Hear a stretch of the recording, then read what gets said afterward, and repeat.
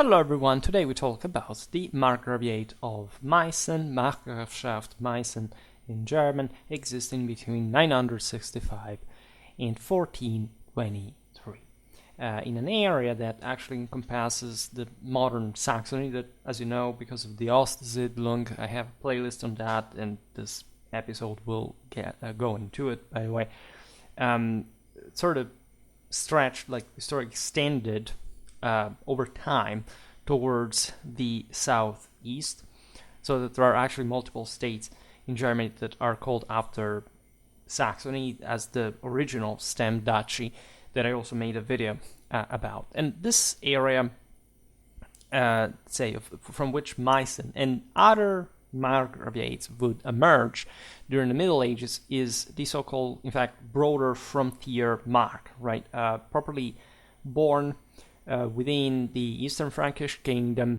and Holy Roman Empire, this is an immense territory that at some point was known historiographically, and we will see the ambiguity in defining actually even what it was and what these other districts were emerged like in terms of hierarchical relation and actual control within this feudal context as the Marca Gerones, right, from the Marca of Gero that we'll talk about in a while. This territory is, in fact, at some point partitioned after Gero's death, specifically, and there are different names to call it that are still, in fact, a matter of debate, if you want. Some call it the Mark of Merseburg, other of Magdeburg, because of the respectively the comital and episcopal see central to it. Some call it the Saxon Eastern Mark, or even more simply Ostmark, which creates some ambiguity, as we have seen also recently with Austrian history. The broader, the eastern part of the Eastern Frankish Kingdom in itself was a huge frontier. Right, and indeed, in between, actually, there was the Czech wedge that separated these territories. In fact, it went from the Ore Mountains, we'll see the geography a bit more in depth later, to the Baltic Sea. That can be, in fact, indicated as such, as this broader Saxon mark. And then in the south of Bohemia, you have properly like the East mark, and then, in fact, the other districts that formed out of that. And which pertain to Bavaria instead in a broader stem duchy sort of ethnographic sense. And the reason why there is such ambiguity is that, first of all, this territory essentially extended beyond the, largely at least, beyond the original boundaries of the same Germany, at least for how it had come to be ethnically defined after the migration era, with the Slavs that had arrived up to the Elbe River. And that's why this chapter is so important as far as the Ostsiedlung is concerned, because these were some territories that, as you know, are today largely Eastern Germany, right? And they are a very specific, also properly cultural part of the country that were essentially Slavo-Germanic, depending on, never really talked about this in some depth, but these are, we'll see them now, like the Mark of Merseburg, the Mark of Zeitz, as they came to be formed, the Mark of Meissen, the Mark of Lusatia, Lausitz in German, the Nordmark, the Billungmark, the Billungarmark, and so all territories that are, this could have been like stem duchy on its own, right? Except it was not from a originally provincial population that had its own laws or common identity, because it was Slavic, and the Slavs had also much less political cohesion compared to the Germans. Reason for which the Germans actually expand into this territory that in fact gets Germanized over time. As we will see along the way, I also made some videos specifically about about campaigns of the Ottonian era, specifically taking place in what would become the Margraviate of Meissen, was in fact founded together with Meissen proper as a center, Albrechtsburg essentially, in fact as the center of the district. Reason for which it's also super interesting to cover this in historical regional series, given the comparative nature of the and diachronic character, of course, of the same. And looking at all these marks and how they form and how they develop very gradually. This was an area that underwent very slow development in general, which again is also the explanation for why it was so fragmented and unstable in earlier times. The only other episode I made on these was the one about the Mark of Brandenburg that, well, historically speaking, would sort of become the most important already by the end of the Middle Ages. Right, and there is like also a common history. We talked, if I'm not wrong, let me check a second, about the Wettin repartitioning some recent video about the German dynasties of the later, so not even the later Middle Ages. No, we still haven't really. Or, in any case, I have medieval Saxony playlist that you can check out where I address this stuff as well. In any case, the later part, this is where I wanted to get to, say the later medieval Meissen is indissolubly connected with the House of Wettin. That would also, in fact, bring Meissen together with, say, the Prince Electorship of the empire. It was, however, again, just as a sum, as an element of the sum of dynastic collection, right? In fact, there were further this passed from early other fragmentations occurred in the later Middle Ages, but they weren't so ruinous after all. In fact, Meissen was merged in the Duchy of Saxe-Wittenberg, and eventually it flowed into the Saxon electorate in 1423, and that's why we don't talk essentially about the Markgrafschaft Meissen after this period. So our story begins, as we've seen, like in the 10th century, in a formal, official, institutional sense, but better in the 9th, under the reign of Louis the German. I made a video about him, not talking much about that, also because the northeastern mark, because you wouldn't go there often, or maybe even ever. I mean, you rule from Regensburg, you have southern Germany, and you are always hoping like to come back to gain all the rest of the Carolingian Empire. You have better things to think about this terrifying place in the northeast of the frontier with the Slavs.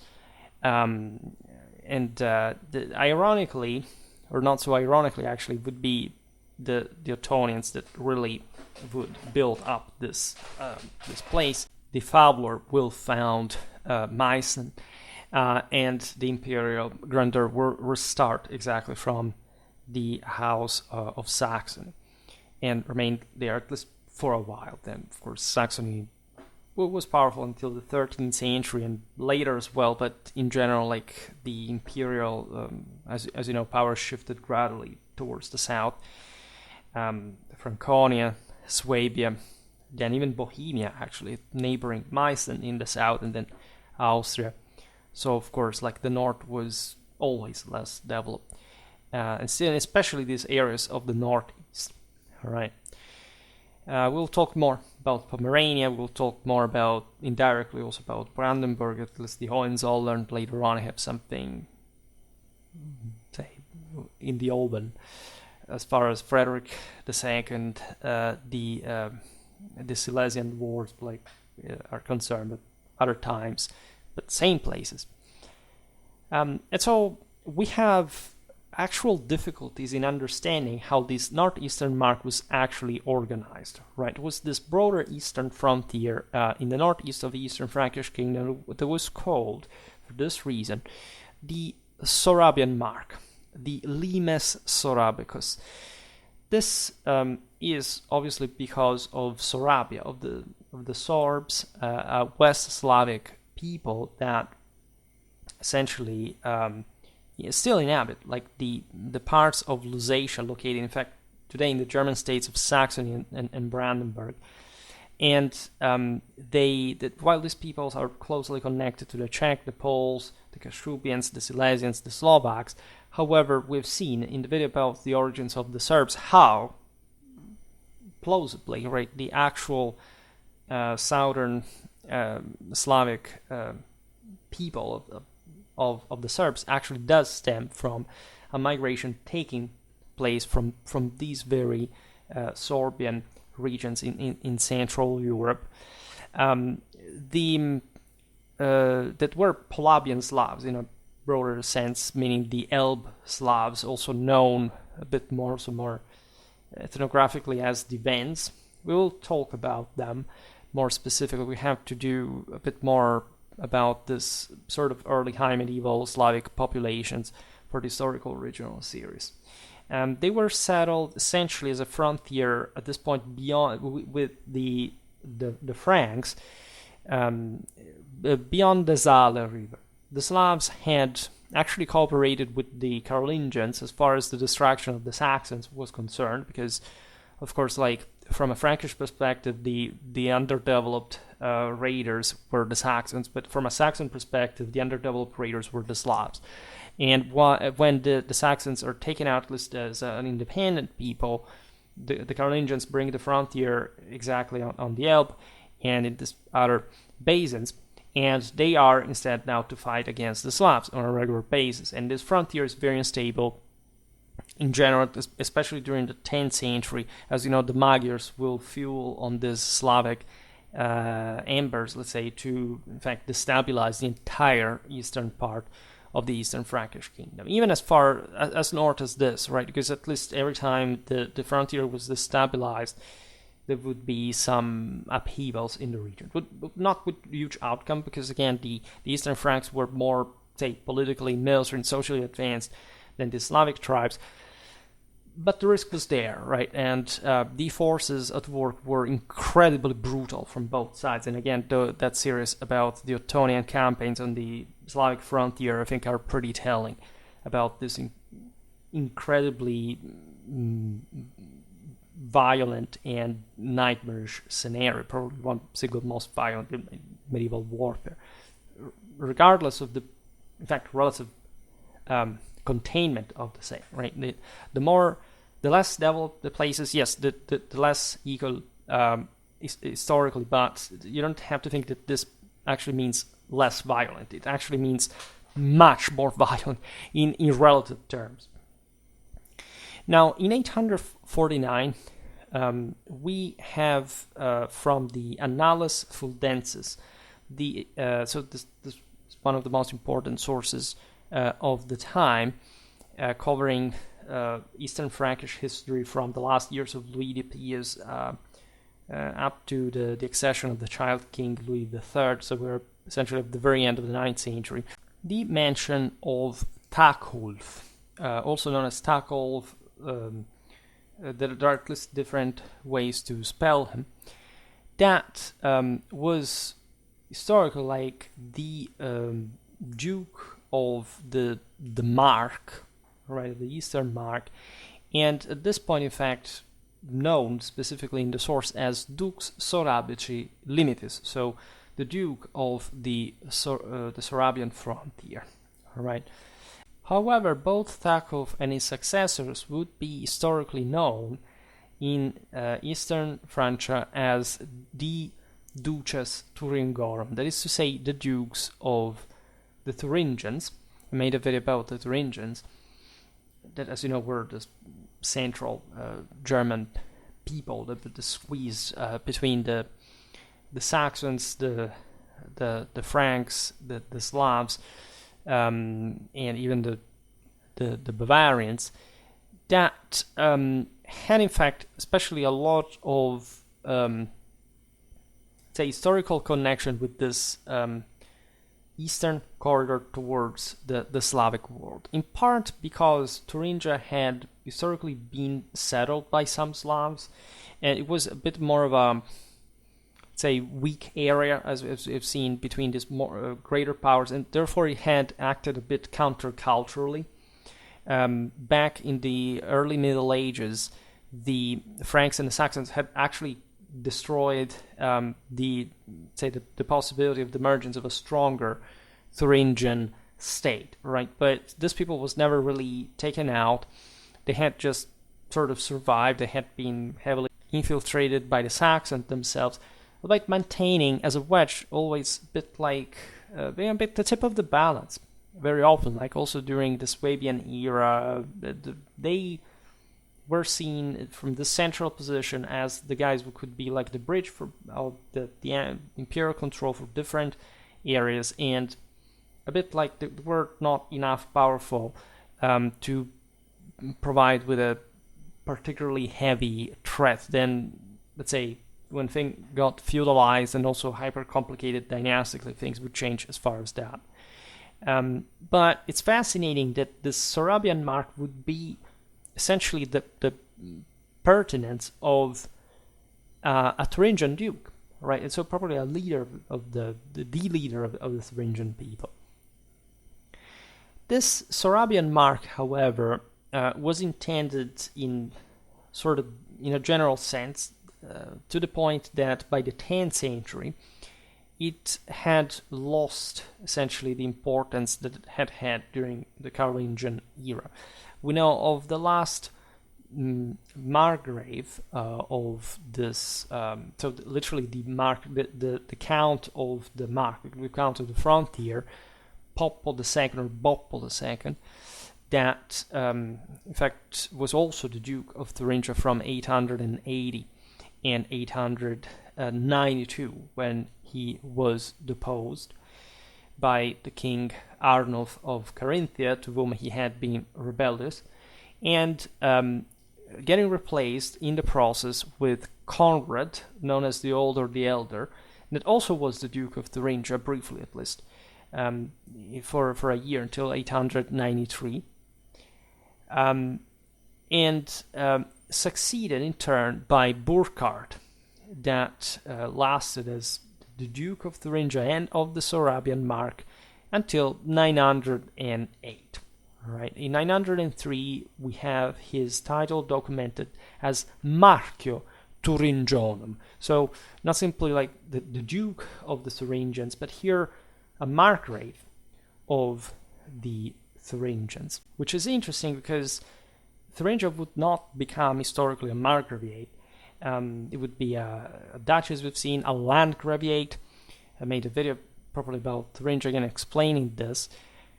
But the Margravial title here refers rather to the fact that still there was a Thuringian control of some, say, frontier affairs in the east. We do not know exactly how far this frontier, by the way, went. Like, it probably doesn't even make much sense to question this, because Germany doesn't really have an eastern frontier, right? And the Ostsiedlung proved it enough, right? Scholars are still debating this.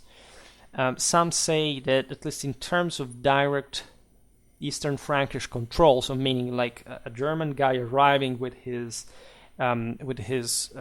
retinue and say settling in a castle, leaving these guys scattered, like properly garrison the territory. The easternmost part would have been the area inhabited by the Glomache, also known as Golomache or Dolomici, Slavs. Right, this was yet another Lactic tribe of the Polabian Slavs of the Elbe Valley, and we say that the current center of this would have been located on a today dry lake close to today's German town of Lommach. It's not excessively important, but this is interesting in general because this is beyond the Mulde river that flows in Saxony and Saxony-Anhalt, at least in fact the modern Länder. east enough to border with the same Sorabian Slavs, at least as the author of the Descriptio Civitatum et Regionum ad Septentrionalem Plagam Danubi, so basically of Germany, that is the Bavarian, so known as Bavarian geography, right? It's an anonymous author, this Latin text dating to the mid-9th century identifies as such. And needless to say, these frontiers were, as already said, extremely turbulent, unstable, violent, really brutal in the very nature of the rule, because essentially the Germans were grafting themselves over on this Slavic communities that were essentially subjected violently, and say just progressing in this control that would be periodically perturbed by rebellions, by attacks also from other tribes further east, and so pretty sorrow mess actually to live in. And this situation would not really change for centuries, right? While other places like, I don't know, Saxony was basically civilized by the Carolingians. Yes, it took time before it sort of comparatively to other areas in the empire you could even notice that difference. But in practice, this doesn't compare with what happened on the northeastern frontier that was for good 200-300 years, 400 years, more or less with the same profile. Consider that encapsulation would arrive, like in the sense of the heavily structured sort of stone castles, until the 12th century. That's really where you have the stronger, that mirrors at least the stronger political grip, like a proper, also feudalization, at that point Germanization in these territories that, however, remained barely German also for further time. It was a great mix between the German colonists, the local Slavic population. I made a video, by the way, about the one of the campaigns that Henry the Fowler carried out in these areas. That is the 929 one, led against the main fortress of the Glomacha Slavs on the Yana River. Right, Henry raised this center and devastated the local lands up to the Dresden Basin, which were thus incorporated in the aforementioned Marca Gerones, that in this sense had actually yet to happen, because Gero had not even been appointed by Henry the Fowler as a leader in the area. But in this broader, again, Eastern Mark, Henry had also already carried out another campaign in the area in 908. So it would be this sort of terroristic, destructive means, right, to tame local populations that went in parallel, however, with the erection of other fortresses in strategic, say, locations that were more useful in this sense to the Germans. This is typical, like raising like a fort there and erecting another in another place. I've seen it in depth in those very episodes about these campaigns. And in fact, in the last one, the one between of 928-29, there is the foundation of Meissen proper, right? Henry the Fowler, that, by the way, is a hell of a leader, right? This guy was born when the Carolingians were still in charge. Like, think about this times, this sort of, like, we tend to think, okay, the Carolingians are over, and the people who came later, there is a sort of gap. These were in their lifetime. They had seen the world passage. As you know, Henry was the son of the Duke of the Leicesters, and in fact ruled the Duchy of Saxony from 880 to 912. and the Saint Henry had been elected as Eastern Frankish king since 919. In this 929 campaign, he spotted properly an adequate location on a rock above, quite meaningfully, the confluence of the Elbe and the Triebisch river to erect a new fortress. This was called Misny, after the nearby Mesa stream. This would grow to be Meissen, right? That is essentially like 25 kilometers northwest downriver of Dresden on both banks of the Elbe. With the, you can admire, of course, like also inserted in the picture, the Albersburg and the cathedral. Right, there is some similarity with Magdeburg, other centers that were in fact conceived quite much in the same sense. That the Elbe was just for the Ottonian armies, this coming from Saxony, this irreplaceable source of water for large forces to move in the first place, and every center along it was, when adequately provided with certain, say, geomorphic characteristics to fortify, to rule from. And Meissen would in fact become the center of a mark in the following generations.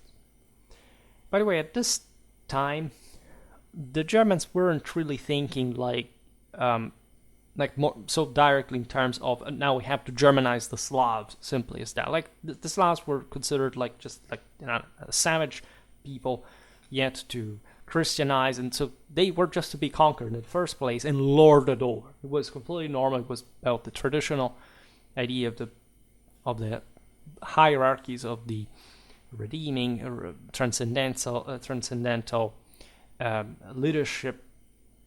And just over time, of course, these lands would sort of be Germanized. The most important thing at the time was anything military, strategic in nature.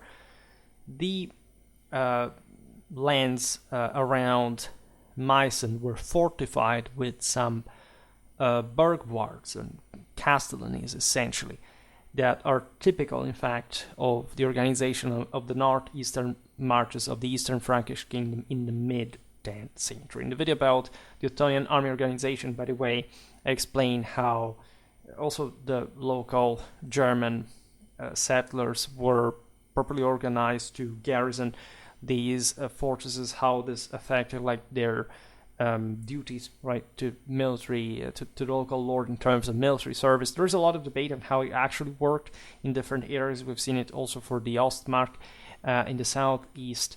It's not entirely clear. These are especially heavily underdocumented areas and scaringly like primitive ones.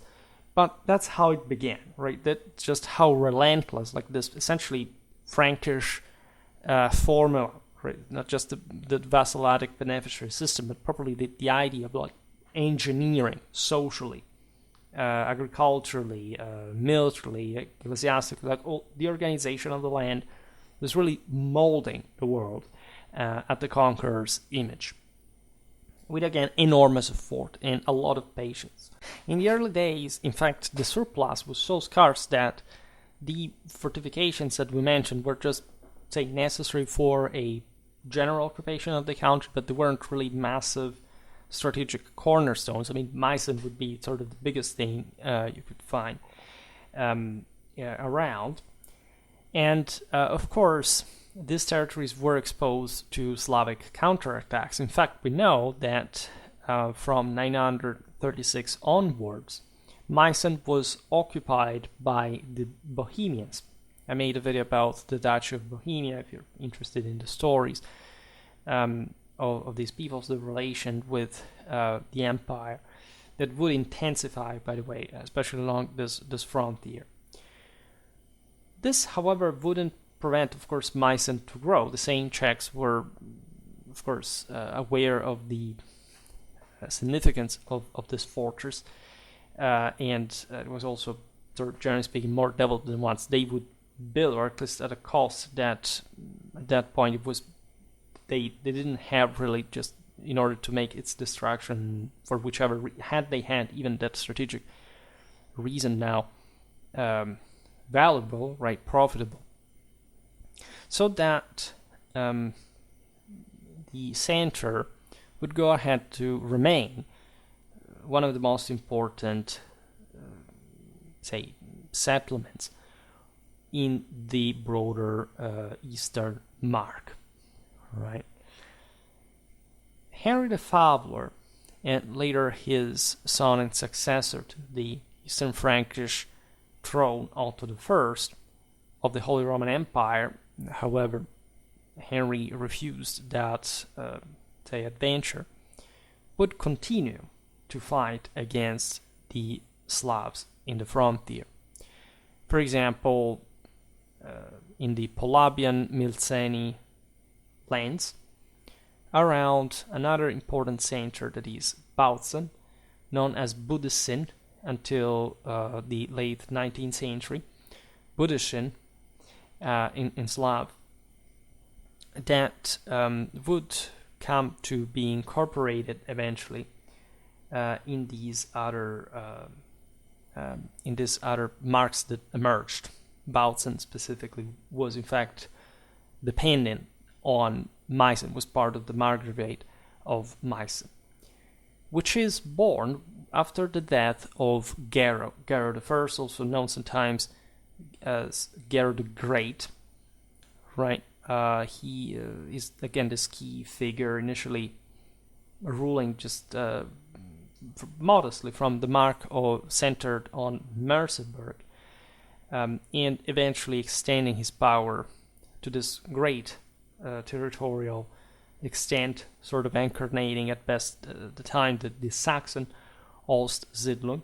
However, this territory was so vast that in fact at his death it was understood that it couldn't really be ruled just with a single center. And so there was a veritable fragmentation. We listed before the main districts that are formed out of this partition that brought these various rulers called to govern them, to compete with one another, but in this sense also making the general landscape more dynamic, also continuing in general the expansion towards the east, with this primary goal of controlling the local Slavic population. Because once you did that, you had some subjects to rule on, manpower, labor force, that's what you want. You can't settle the Germans, but again, it's a very thankless job in many ways, and the results are to be seen in the generations in terms of concrete profit. But evidently they knew that this was also a great opportunity and was all about a lot of warfare to maintain the balance. It was worth it. The first Margrave of Meissen is sort of pretty, for the rest, pretty anonymous Wigbert, mentioned in fact randomly in a 968 charter of the Archdiocese of Magdeburg that was founded in 969. This was properly established on the Elbe River to serve, in fact, the evangelization of the Slavs in this period. It had, say, the local town existed, of course, before the diocese, but it's in fact only in these years that Pope John XII decides that for consolidating the aforementioned marches, and at this time, as you know, the papacy was sort of compliant. We talked about John XII recently in the video about the Renovatio Imperii with the Ottonians, with the empire. Like, it would have been better to give a more solid local ecclesiastical structure, right, in province, to this province. In the same 968, by the way, we get the first documentation of the Meissen fortress that we know of, like, at least documentarily speaking, from yet another ecclesiastical document emanated by the newly created bishopric of Meissen, that was a suburbicary, in fact, diocese to the one of Magdeburg, which of course like interacted as it was normal, like bishop and count. I also made recently a video about the German warrior bishops that would have been found also in this more militarized context. 10 years later, we know of the Saxon count Richtag becoming the Margrave of Meissen. He would remain so until his death in 985, so not enjoying it for too long. But his reign is relevant because he added the marches of Merseburg and Zeitz into Meissen. These are in the west of Meissen, so consolidating a bit like the southwestern frontier. With other, we've seen that this would be with essentially Eastphalia, so with Saxony, part with Thuringia, right? In the south, you also have the Czechs.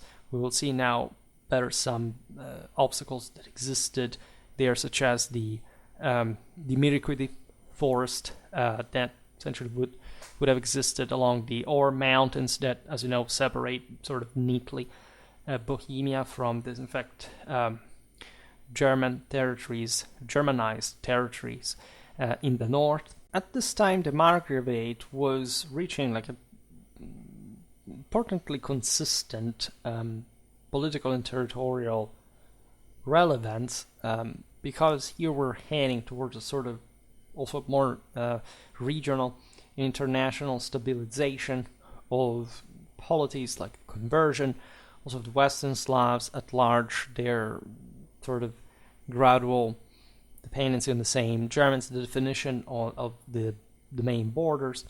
In this case, the Margravial territory extended up to the Kwisa River, that is in southwestern Poland, a left tributary of the Bober that carries water through the north of the Czech Republic and southwest of Poland, that is in itself a tributary of the Oder River. So in the south, as we've seen, also the geographical boundaries where the Czechs were sort of well established.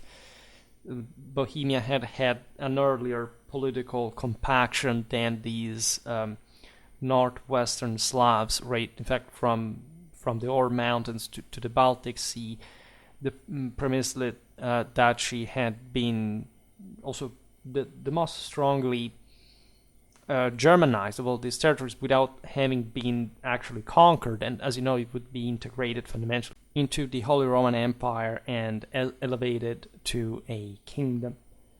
In any case, 982, 983 are pretty tough years for the region because of an event that took place in southern Italy. That was the terrible massacre of the German nobility at the hands of the Saracens in the defeat of Cotrone, the Battle of Stilo, fought on either the 13th or the 14th of July of 982.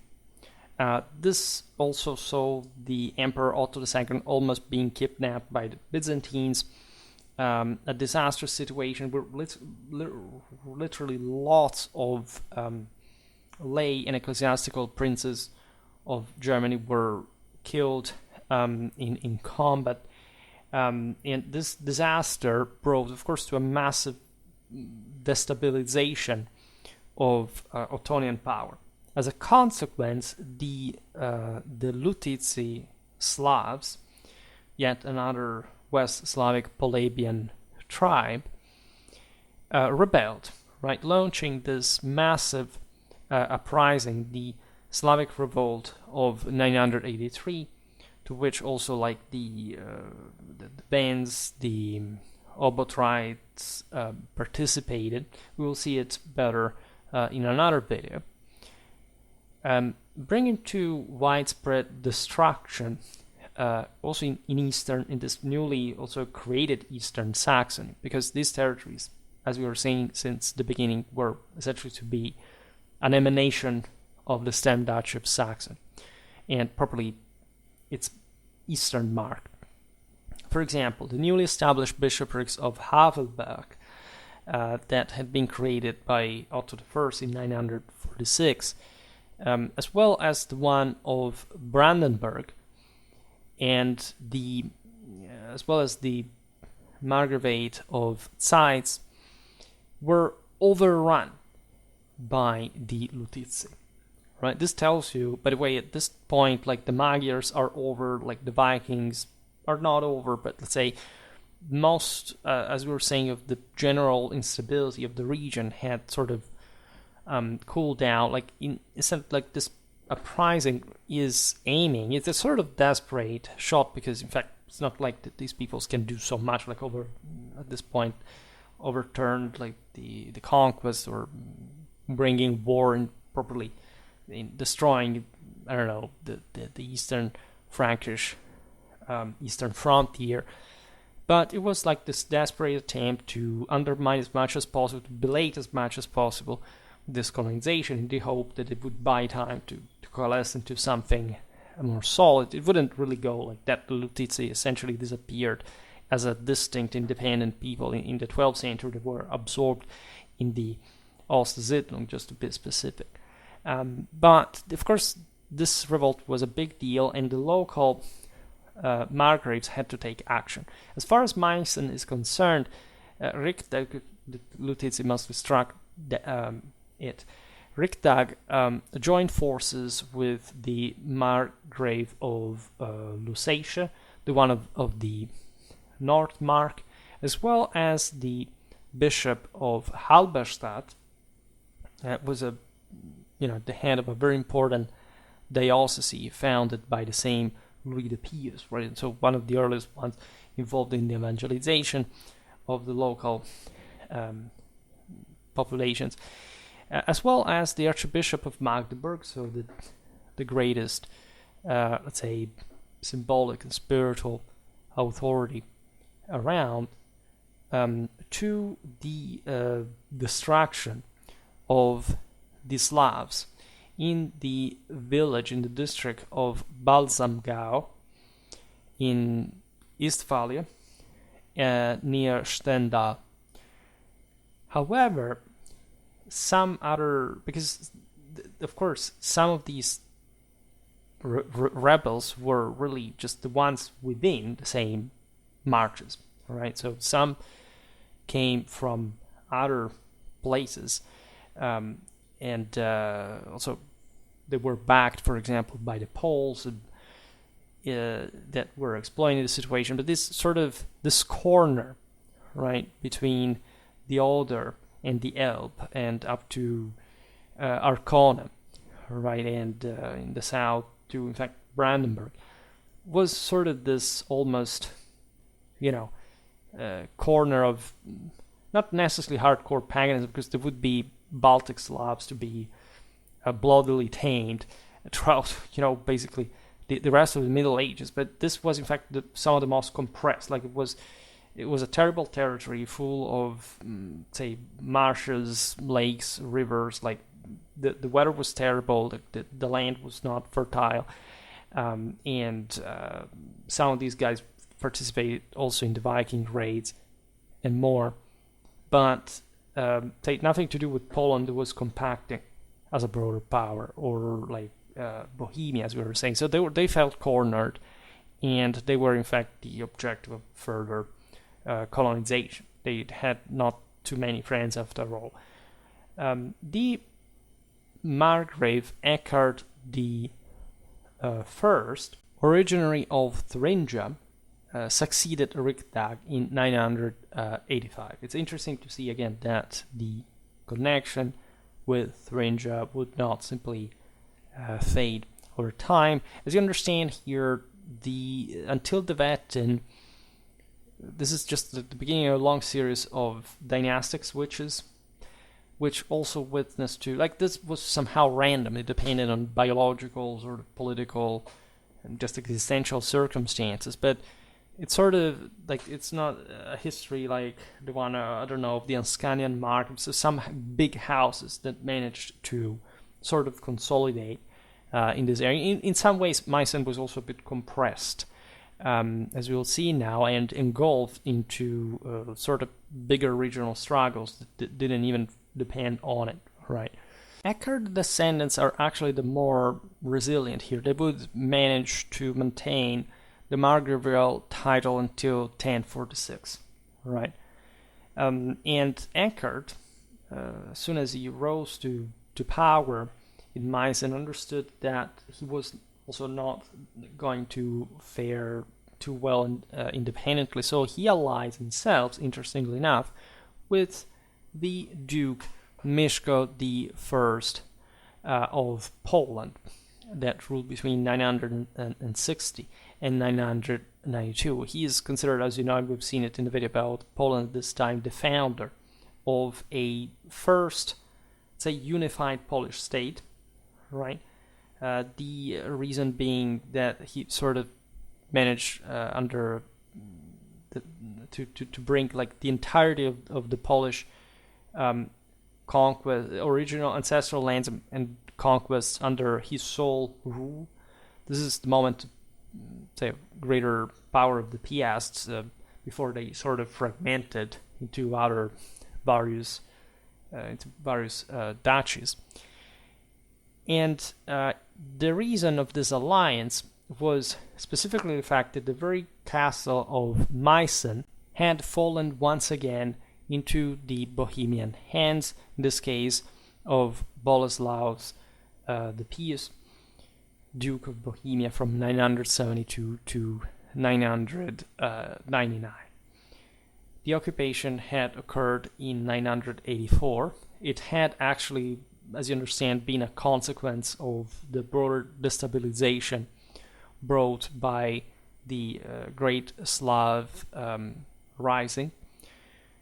And it just was a way, like, here there is an enormous set of political, strategical, and broader cultural relations between Bohemia and Germany that we can simply observe through Meissen alone, right? But as we observed before, like, Bohemia had managed to salvage her own political integrity as a Slavic nation, and as such, it was challenged by, if anything, like a bigger power like Poland. In fact, these would go at war, as we will see now. The Germans didn't have, like, properly at this point, not even the inclination to simply, destroy Bohemia. They had already marched on it multiple occasions, but of course, as it would be true for Poland itself, like, it wasn't too much to do about that. At least Bohemia entered to be part of the Holy Roman Empire. Poland escaped, Hungary escaped. So due to the poverty of the eastern frontier, the fact that you couldn't simply invest too much on there or start major invasion projects from there. This situation is pretty dramatic, by the way. Eckhard is assassinated in 1002.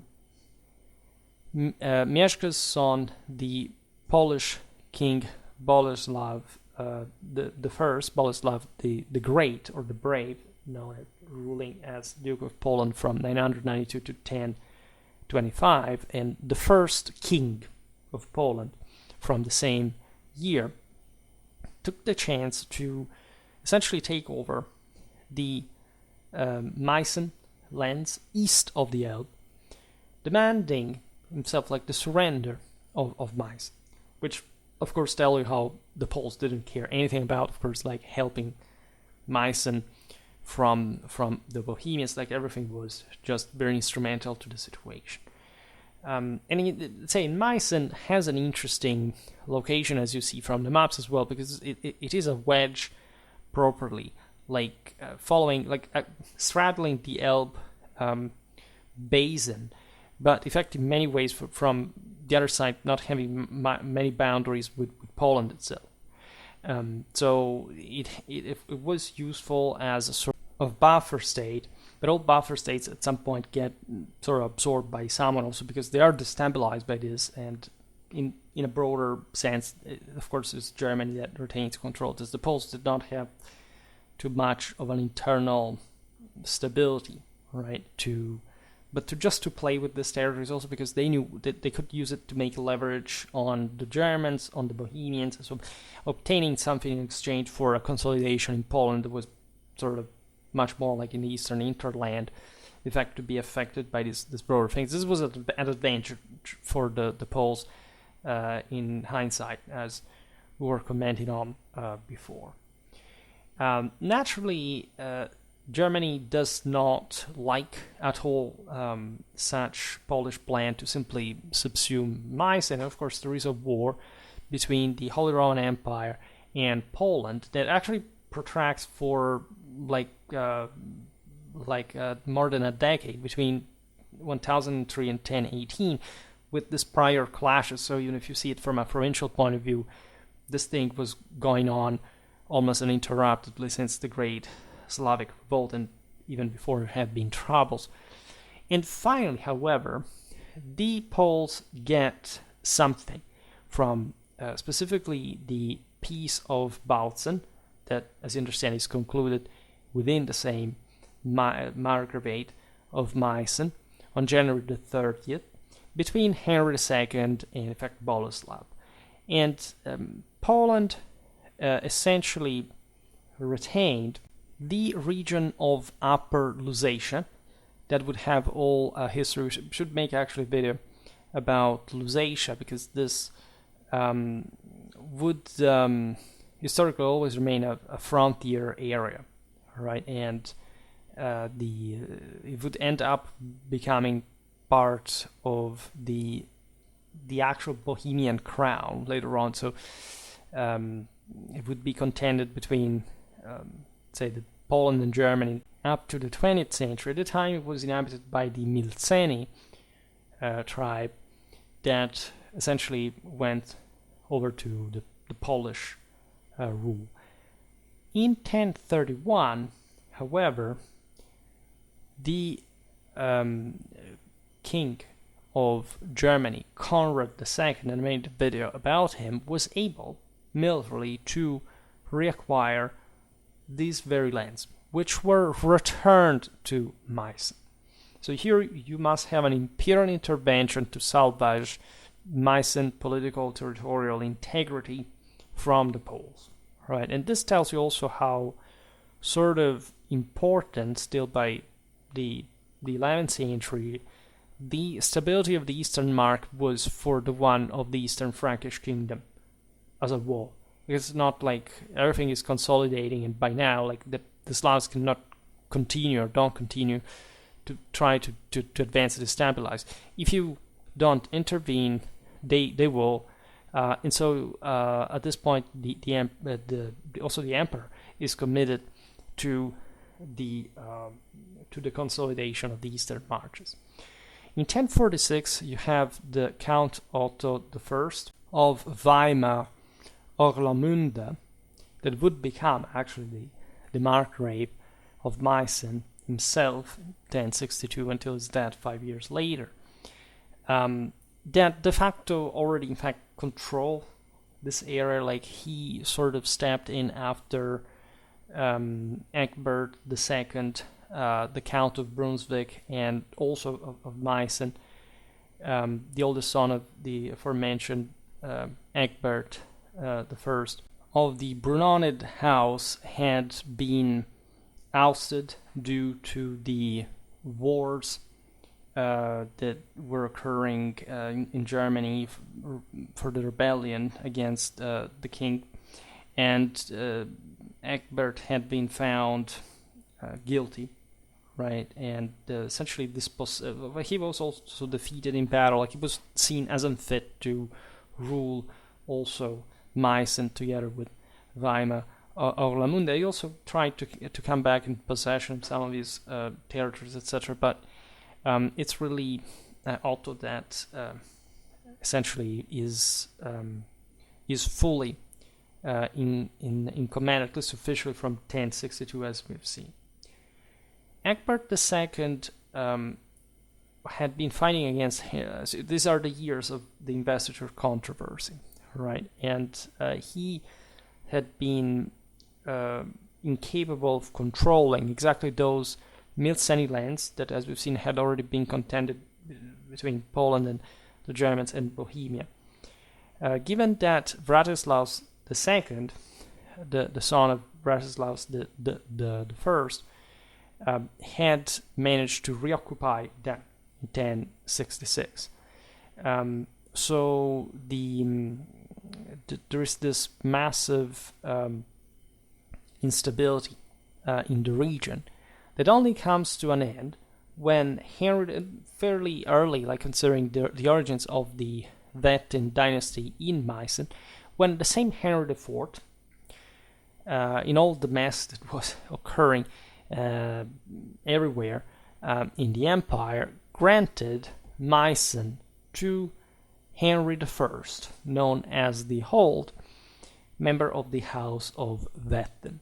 Right, he was the Count of Eilenburg, and he became, in 1081, the Margrave of the Saxon Eastern Mark, and from 1089, specifically the one of Meissen. This is relevant because it shows you how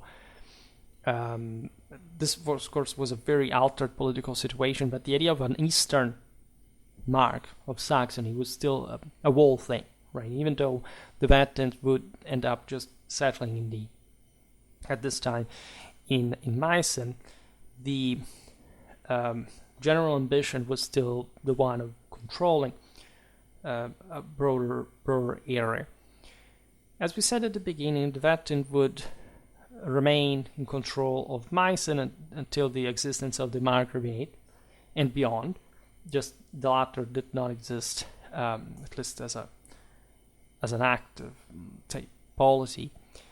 You have a series of rulers worth mentioning during the centuries that were not really uneventful, but followed more or less this continuity.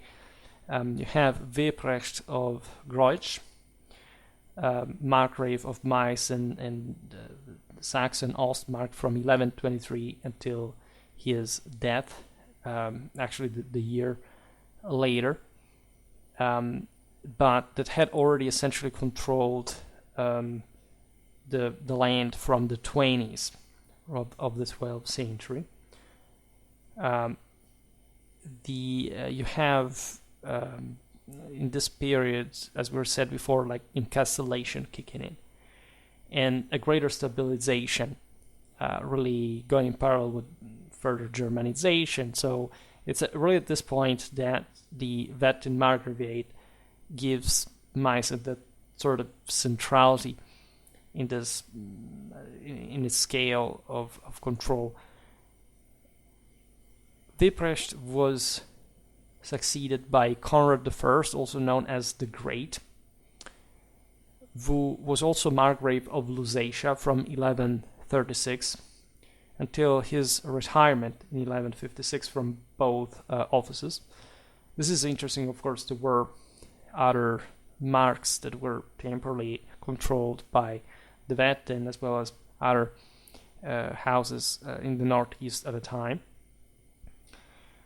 From 1156 to his death in 1191, you have Otto the Rich controlling the Margraviate.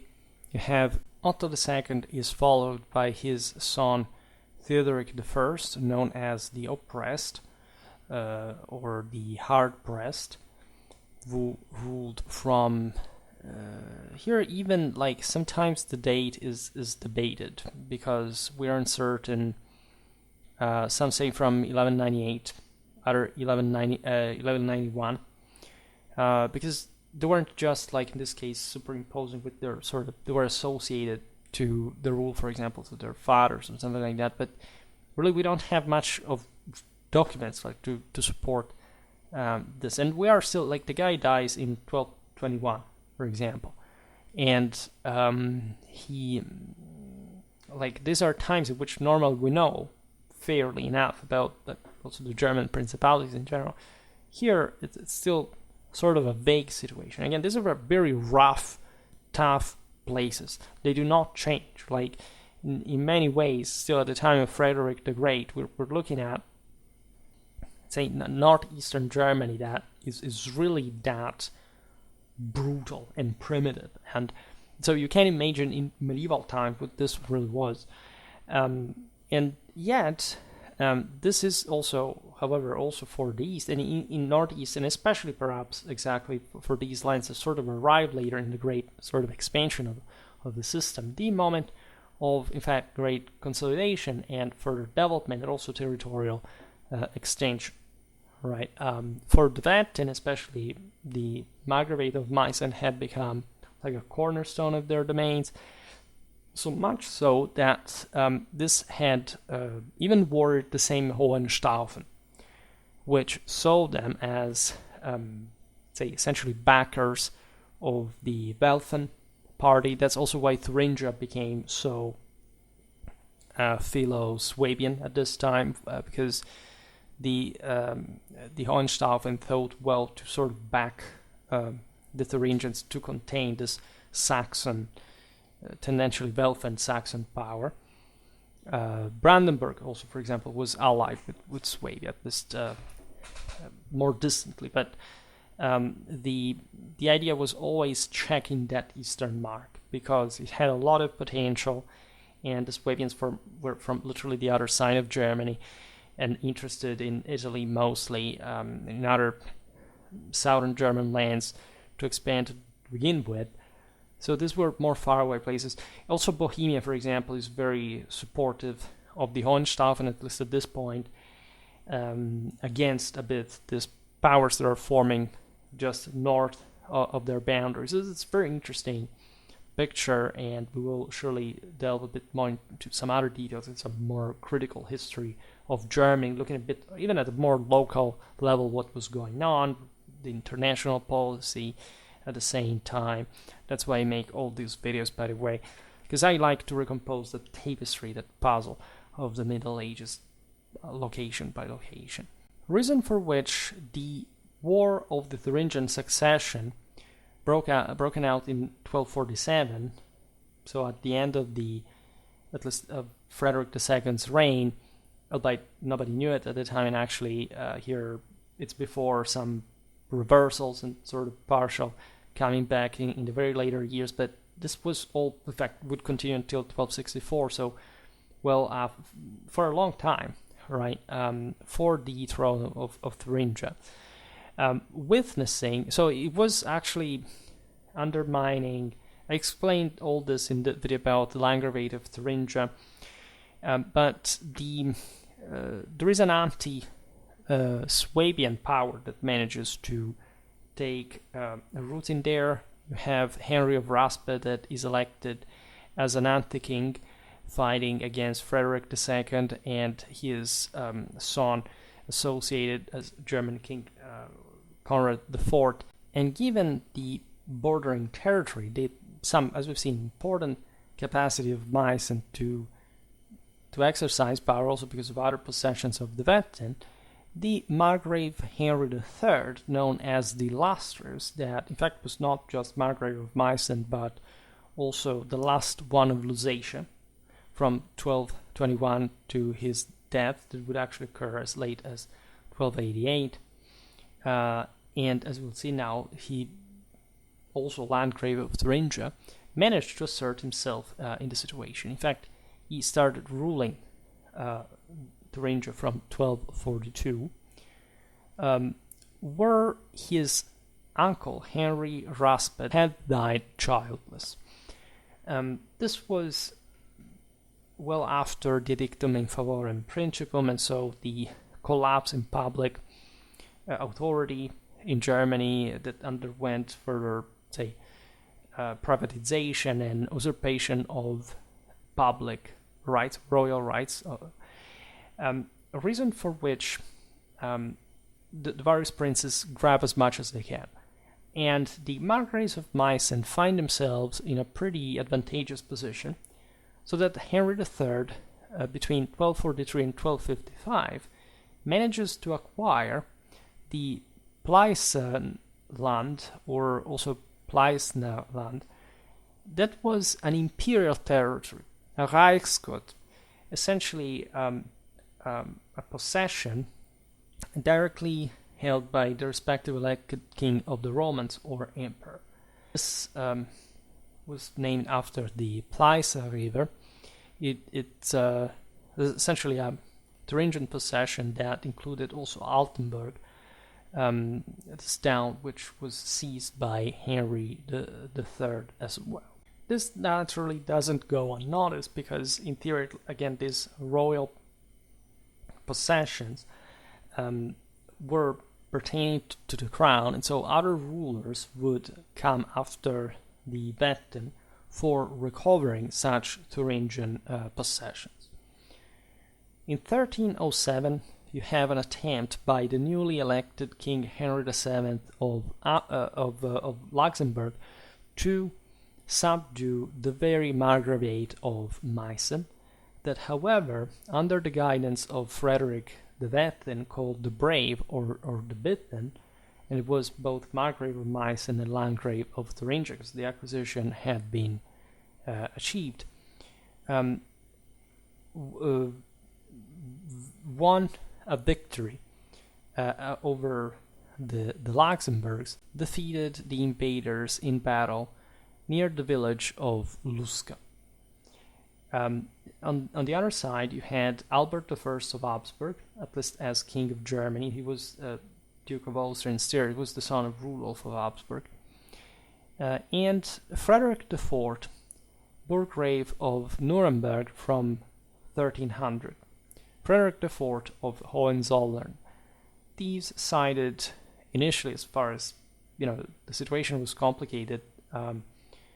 The Hohenzollern at some point would side with the Wittelsbach here before the Golden Bull. So in a moment in which these were also more powerful than the Luxembourg, and sort of hostile to an extent, the Habsburgs as well were not particularly fond of neither the Luxembourgs or the Wittelsbachs, but the situation was such that there was something to gain to defeat this, as it was seen as an usurper, right?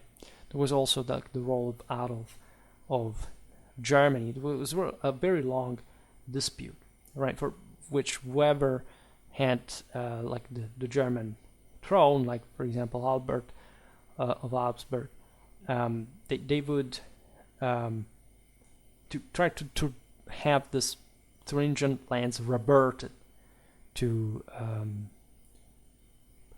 the public authority, right? And in this case, it failed, right? There was a capacity of Meissen to resist even these major forces that were much greater actually than Meissen, but in fact would not necessarily want to reach it so easily in the northeast, which is also what allowed the Margraviate of Meissen on its own to be de facto independent of any sovereign authority.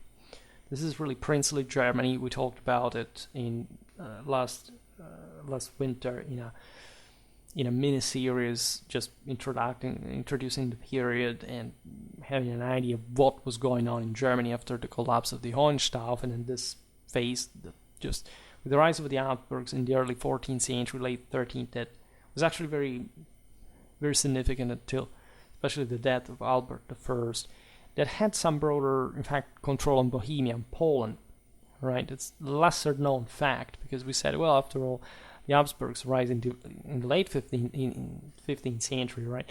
Well, actually, if you look at the power that they attained, still by the death of Albert I, it was utterly insane at the time. It was, say, in relative terms, even greater than the one they would have later, when you look especially at well, okay, it's debatable, really, but it was also another political landscape, right? This one in the early 14th century was incredibly more fluid, right? And imagine some greater involvement, for example, of the Habsburgs in places like Thuringia or even the northeastern Mark, especially when, let's say, trying to recover, so to compete against other houses that would have eventually sort of checked them, like the Luxembourg. So it's it's a really interesting background to ponder, and we shall make actually much more in-depth videos on that, because I suspect it's also historiographically underrated. So further, of course, there is all a history of Meissen that, however, progresses more or less without particular shatterings. You have multiple rulers, say multiple members of the Wettin dynasty at given time ruling over it also, which means that they shared power over the broader, say, lands that they controlled. In 1382 and 1445, the Margraviate was split for this very reason. This was also very common. We've seen it happening. I don't know, Bavaria was fragmented in four. There were lots of this kind of partitions, even of intact districts.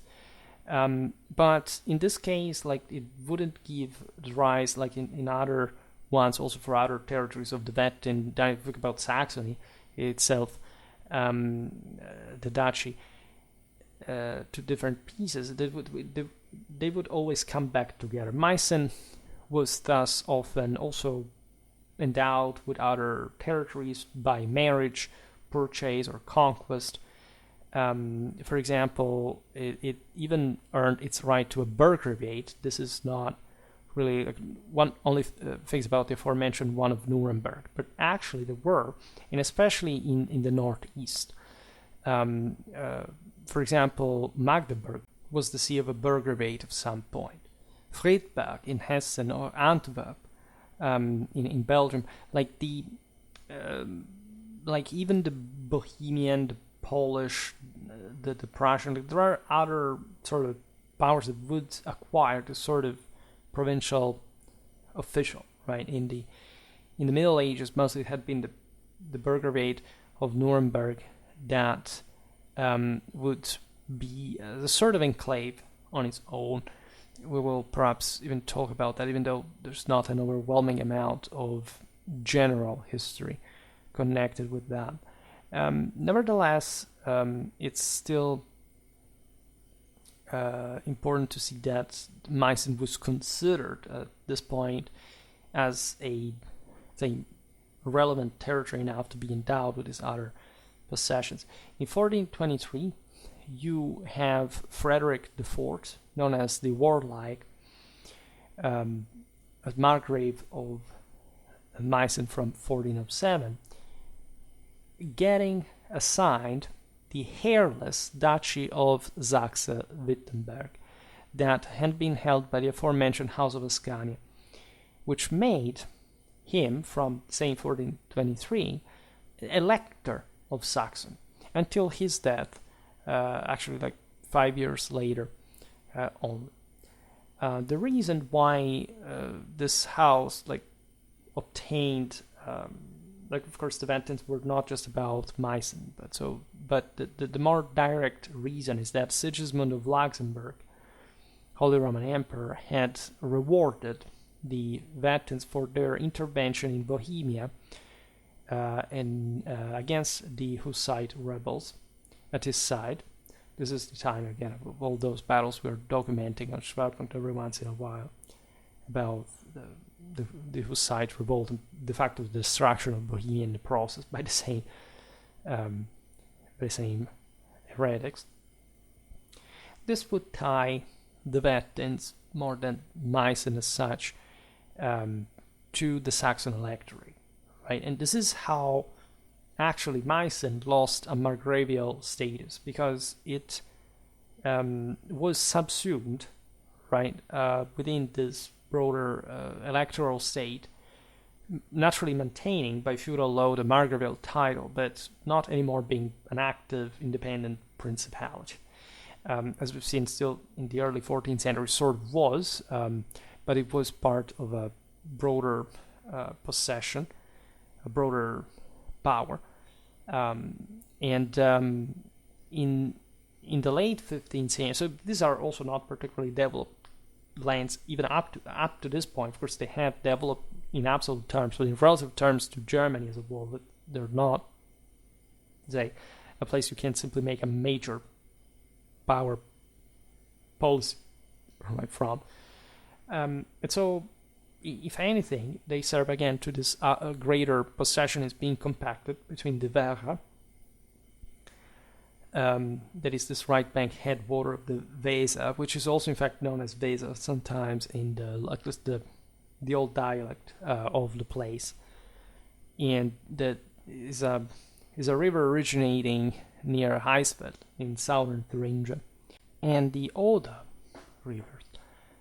So it's a vast extent that compacted just feudally, dynastically over the years.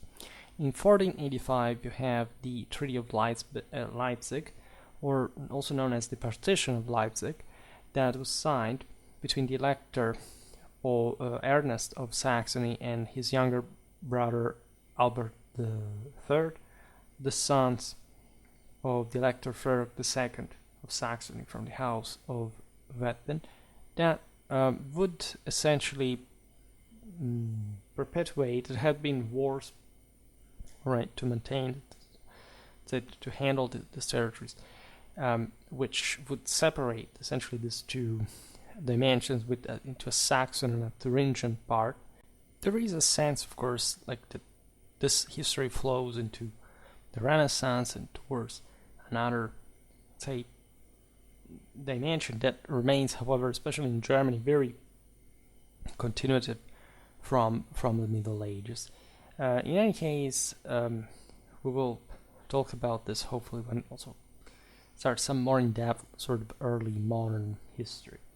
This video was just about the Margraviate of Meissen. You understand that there is some typical history here involved. If anything, Meissen remains intact.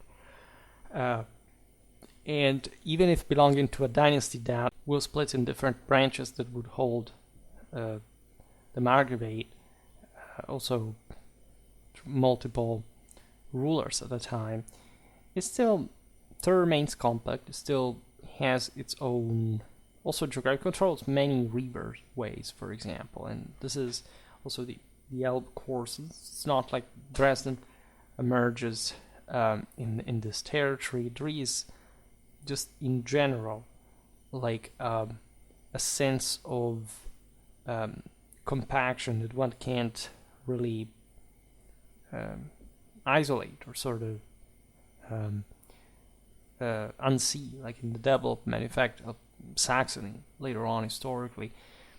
It's also interesting to see how this mark managed to hegemonize Thuringia at a point, which is, again, not to be given for granted, because other marks were, for example, Brandenburg was by far the most successful, but there were others that had began, like in the same Meissen didn't appear immediately to be this powerhouse of,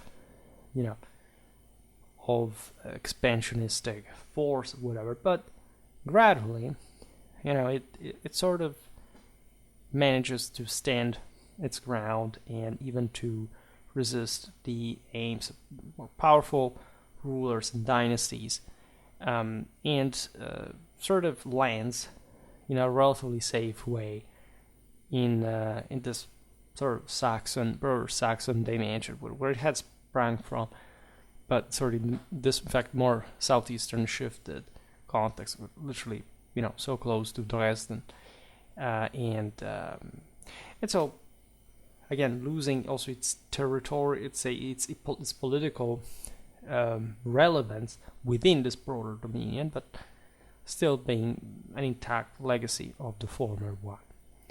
Very well, we'll keep talking about the northeastern German marks, hopefully soon.